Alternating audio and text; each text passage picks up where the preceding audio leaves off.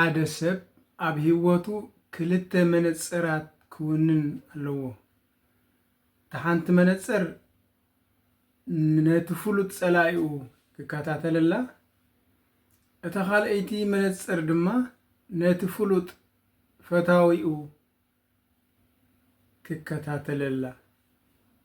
እቲ ፍሉጥ ጸላኢ ስለ ዝኾነ ንምክትታሉ ከቢድ ኣይኮነን።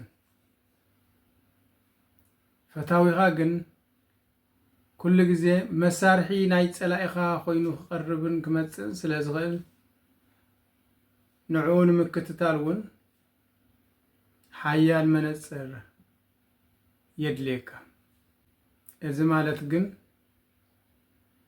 ሰብኣይ ትእምን በይንኻ ንበር ንምባል ማለት ኣይኮነን።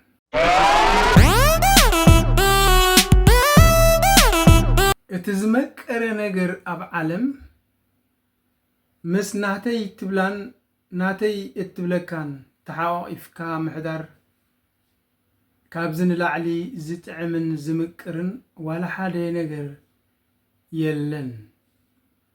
ስለዚ ኣብ ዝሓፃር ዕድመና ነዚ ጸጋዚ ተሓጒስናን ማሚቑናን ክንነብሮ ብዝተኸኣለ መጠን ምክእኣል ዝበሃል ኣምር ክንውንን ክንክእል ኣለና።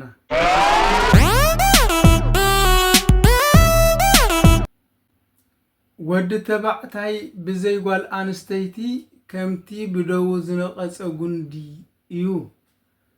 ጓል ኣንስተይቲ ድማ ብዘይ ወዲ ተባዕታይ ከምቲ ኣብ ምድሪ ዝረገፈ ዕምባባን ኣቝጽልትን እያ። እዞም ክልተ ኣንጻር ጾታ ወይ ድማ እቲ ጉንድን እታ ዕምባባን ኣቝጽልትን ሓደ ኣካል ምስ ዝኾኑ ክሰማምዑ ምስ ዝኽእሉ ግን ከምታ ጽላላን ፍረኣን ግርማኣን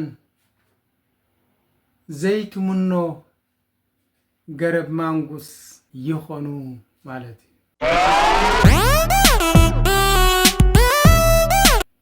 ክብሪ ሰብኣይ ሰበይቲ እያ፣ ክብሪ ሰበይቲ ድማ ሰብኣይ እዩ እሞ እቲ ክብሪ ዝደሊ ሰበይቱ የኽብር የፍቅር፣ እታ ክብርን ክብረትን እትደሊ ድማ በዓል ቤታ ኣሚና ተኽብር ተፍቅር።